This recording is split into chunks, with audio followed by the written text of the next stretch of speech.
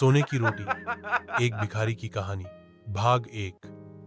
एक सामान्य सुबह, पुराने कंबल में लिपटा एक दुबला पतला आदमी रोज शहर के सबसे व्यस्त चौराहे पर बैठा मिलता था।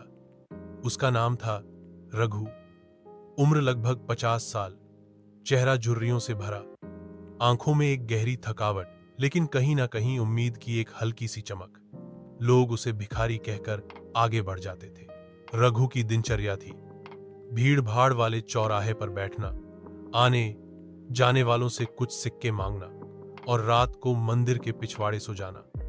एक दिन उसके पास एक छोटा बच्चा आया और पूछा, बाबा, क्या आप कभी कुछ और भी करते थे? रघु मुस्कुराया, हाँ बेटा, कभी मैं भी स्कूल जाया करता था। सपने थे मेरे भी, पर जिंदगी ने साथ नहीं दिया। बच्चा चला गया, लेकिन रघु के मन में तूफान आ गया। कितने सालों से वह उसी जगह बैठा है, वही काम करता है, और अब तो खुद से भी नजरें चुराने लगा है। भाग 2, एक सपना, सोने की रोटी। उसी रात रघु को एक अजीब सपना आया। सपने में एक साधु उसके पास आया और कहा, रघु, अगर तुम सच्चे मन से मेहनत करोगे तो तुम्हें सोने की रोटी मिलेगी। रघु चौंका, सोने की रोटी? क्या सच में ऐसी कोई चीज है? साधु मुस्कुराया, हाँ, लेकिन इसके लिए तुम्हें भीख मांगना छोड़ना होगा और मेहनत करनी होगी। अगर तुम 7 दिन तक बिना मांगे मेहनत से कमाओगे तो 8वें दिन तुम्हें सोने की रोटी जरूर मिलेगी। रघु नींद से जाग गया, दिल तेज तेज धड़क रहा था। यह सपना था या कोई संकेत? भाग 3, संघर्ष की शुरुआत। अगली सुबह रघु ने फैसला कर लिया, अब भीख नहीं मांगेगा। उसने पहली बार चौराहे से हटकर कुछ नया करने का सोचा। वह एक होटल के बाहर खड़ा हुआ और बोला, कुछ काम मिल सकता है क्या? होटल मालिक ने हंसते हुए कहा, काम करना है? तुमसे होगा? रघु ने विनम्रता से सिर हिलाया, बस एक मौका दीजिए। उस दिन रघु ने बर्तन धोए, फर्श साफ किया और जो भी दिया गया वो किया। शाम को उसे 50 रुपए और एक भरपेट खाना मिला। इतने सालों बाद पहली बार पैसे उसकी मेहनत के थे।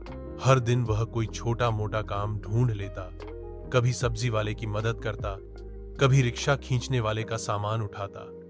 पहले दिन शरीर टूटा, दूसरे दिन मन हारा, लेकिन फिर भी वह रुका नहीं। भाग 4, साथ मिला आत्मबल का। चौथे दिन एक बुजुर्ग महिला ने उसे बुलाया, बेटा, तुम वो रघु हो ना जो पहले चौराहे पर बैठा करते थे? रघु थोड़ा झेंप गया, हाँ अम्मा, अब कुछ काम करने लगा हूं। अम्मा ने आशीर्वाद दिया, बेटा, मेहनत का फल जरूर मिलता है।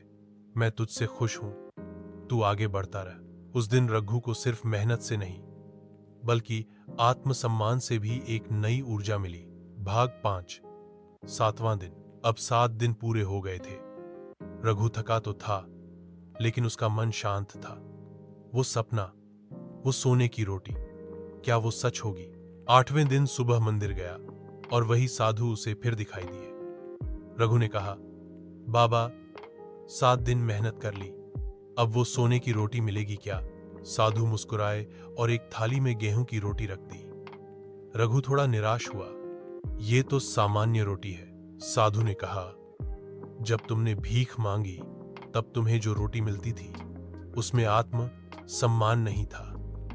ये जो तुमने अपनी मेहनत से कमाई है, यही सोने की रोटी है, क्योंकि इसमें तुम्हारा पसीना है, संघर्ष है और सबसे बड़ी बात आत्मगौरव है। रघु की आंखों में आंसू आ गए।